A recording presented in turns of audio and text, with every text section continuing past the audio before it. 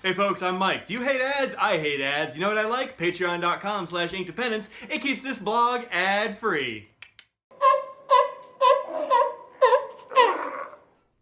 Hello folks and welcome to Inkdependence.com. Today we have another Robert Oster ink in this series of Robert Oster inks. This one is going to be another one of those sweet, sweet turquoises. The bottle that Robert Oster inks comes in is like this, which is a very nice bottle actually. It's a very dark black plastic. It is, well, maybe it's brown plastic. Anyway, it's very, very dark. 50 mils of these guys made in Australia by this dude Robert, who has like 70 some odd inks. This, however, is not the ink we're looking at today. We're looking at this one. This is Robert Oster Torquay, which is coming to us via sample from Anderson Pens. Thanks very much to Brian and Lisa for sending this out for review. I always appreciate that, and it gives people something to see. This is, as you can see, another one of those sort of turquoisey, sort of, I don't know, blue-greenish inks. This one's got more blue in it than average. And you can see there's not very much left. I got a little sliver of an ounce here, or a sliver of some mils, and that's mostly because I put in a couple of pens that are pretty eyedroppery. Well, one eyedropper and one not so much. That's this one. This is a Franklin Christoph Pocket 66. It is nicely eyedroppered. Ink is looking good in there. It's got a broad nib on there. It's actually used up about that much ink, actually, because I filled this sucker up. So this has gone pretty well in this nib right here. The other pen is also a Franklin Christoph, because I had this one available, and it looks like, I don't know, sort of an ocean watery blue. This is a Franklin Christoph Model 3, and this is the Anderson Pens Special Edition AP03 right there. Anyway, this one has a really interesting nib on it. It's a Blade Turk nib. It is a fine Blade Turk, and you can see it is very, very fine, if you can sort of focus on that point there. Which is a version of an architect's nib. It's a beautifully ground nib. I think this ink might be a little bit too dry for it, but you know, nonetheless, there you go. Okay, so those are the pens I've got it in. Let's take a look at this ink here. Zoom in just a skosh. Zoop. All right. As you can see, this one is more watery than the last one. The last one we looked at was Robert Oster Tranquility, which has got a whole lot more green in it, and this one is much more of a bluish sort of turquoisey. Let's get a little closer, and that is a really pretty swatch, right? I think actually this one is just a little bit on the dry side, which is odd for me from Robert Oster. None of the other Robert Oster inks I've used are on the dry side, but this one certainly seems to be. And I did have a little bit of bleed on the 20-pound copy paper type stuff. Going to take a look at that right quick. It is this one right here. You can see, you get a little closer, there's very, very little feathering. Not much at all, even from the broad nib. This is just regular broad nib. It's just stock broad number 6. This is that Blade Turk nib, which is a very, very fine nib. It's very bladey for sure. And then here's the back, and you definitely see a little bit of bleed through on here. Some dotting and that sort of jazz. Not a whole lot, and this piece of paper actually, I think, in particular, is a little bit thin. The thing about 20-pound bond coffee paper is that it's not real consistent. It's meant for like laser printers and stuff that don't have a lot of bleed or ink going through it, and so you know, you get a little bit more bleed. But a little bit here from the broad nib, very little up here from the Blade Turk, just a little bit in some areas. So not perfect performance, but not bad at all. Let's put this over here. Cool. So the stuff I have to say about it, here are a couple of writing samples right here, is that it's an interesting and kind of complex ink. It's got a little bit of blue in there. Well, it's got a lot of blue. It's got a little bit of green in there. The tones shade quite a lot, as you can see. There's not really any sheen. There's maybe a little bit of like a bluish sheen around here where, you know, the ink pooled. You see a little bit of it sometimes, but it's pretty rare, and so I put very light sheen. It's got some, but not much. Definitely not much. So definitely not as much as Robert Oster Tranquility, which we'll see again here in just a sec. Yeah. I don't really love it in this Blade Turk grind. I'm going to have to learn a little bit more about writing with a Blade Turk, because it is an architect, and so those do have a little bit of a, I don't know, they want a particular kind of hand position and that sort of thing. And I don't think I'm quite doing it right, but also I just think it looks undersaturated from this nib, and it doesn't flow particularly well. And it's not the nib's fault. It's this ink, I think. It's just not very free flowing. So if you've got a pen that is really wet, I would say this would be a good ink to put in there, because it performs very well in this broad nib. I really like this a lot. So if you have a nib that's you know, a little on the wetter side, this would be a good place for it. Here are the kind of close colors. I've got a few more I can show up here in a sec on some coloring cards and such, just to give you a little bit more of an illustration. Why is this so blurry? Come on, camera. You can do it. There we go. All right, so first up at the top, Torquay, then Tranquility underneath. I gotta say, I like Tranquility a lot better. I think the darkness and I think the sort of rich color, the saturation, the sheen that you can even see here and here from this ink, I think it really has Torquay beat. But if you're looking for a sort of a bright blue from Robert Oster, this is not a bad one. This is Papier Plume Lake Michigan, which is kind of much more green than either of the two. Then you have Lamy Pacific Blue, which is actually the same kind of color, but it comes off a bit more saturated, I think, than Torquay does. So it's in the same realm. This is Pacific Blue, which is actually supposed to be the same as Lamy Turquoise.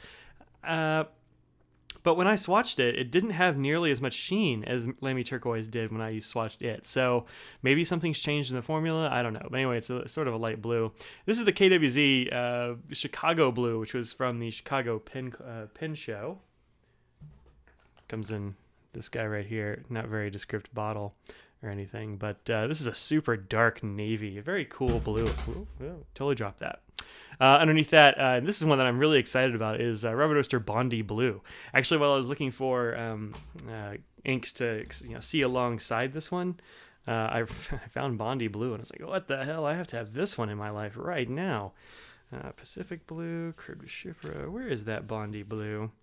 Well, here, let me back off a little bit. There's Tranquility. There's Blue Suede, which is very close. There's Torquay, which is not particularly close. Pacific Blue. Here's some more that are closer. Blue Lagoon. Quite close, but a good bit darker than either of these two. And you definitely see some red sheen across the side there. You've got Papier Plume Peacock Blue, which I haven't had a chance to review, but I really enjoyed writing with that one. We've also got Australian Sky, which is a bit more blue, but just a shade bluer than the Torquay. This is Ackerman number 11, which is a turquoise. It's very close as well. It's a little bit more blue and less green. Toucan Turquoise, which is fairly close. Everybody loves Iro Suzuku's Amu Iro, which is on the bluer side as well. It's closer to Peacock Blue and the Lamy Pacific than it is Torquay. Let's see, here's, what else have we got that's close? I don't know, that's probably good enough. Probably good enough. I don't see any others that I have to show at the moment. All right, so lots of color variation here in this space, which is one of the things that I think is interesting about turquoise and these sorts of light blue, is that there's a lot of variation that's possible within this realm, but it also means it's kind of hard to stand out. So I'm not sure if Torquay is going to be the one that does it for you, but it is an interesting, like, lagoony sort of blue-green turquoisey ink, and I quite enjoy the color, although I think that Robert Oster has better. So the thing about having a line of inks that is as deep as Robert Oster's is that you might have others that you like, even better, that are just a few shades off. All right, let's look at this on a couple of other sorts of paper. Let's see. Here it is, the Ink Journal Tomoe River version. And this is the ink on Tomoe River. You can see it looks very, very light here. I think actually this ink looks better on a paper that can let it soak in a bit more. And some inks are just like that. They just tend to look better that way. And I think this one is a little too bright, too light on Tomoe River. Whereas you have like Bondi Blue up here. I can't wait to review that one. I'm really liking that one a lot. All right, let's get that out of the way. Lastly, this is a currently inked journal from the Pen Habit. This is cool seal. I wish I had a cool thing like that. And I have it here with a couple of other things next to it. So there's that KWZ Chicago Blue, which is beautiful and rich. And then you get Torquay, which just kind of fades into the background. Here it is from that broad nib, which I think is a lot better. So give this to a pen that's got a lot of flow to it, because this has plenty of nice wet flow from that broad nib, whereas the this nib here is a little bit more stingy. So, nib choice is gonna matter with this ink. That's a thing to keep in mind. All right, let's go ahead and do a water drop test right quick, see what we've got here. I'm not expecting a whole lot. We'll look at the chromatography, and we'll call it a day. Oh, come on, I don't want to splash water all over the page, you silly syringe. Oh, you jerk. Let me move this down so we can see the whole destruction. There we go. That's what I get for using that syringe. I knew I shouldn't have done it, but I did. There. Okay, that's enough, I believe. Sure, I'm glad I took pictures before I did video today, or this would have been a disaster.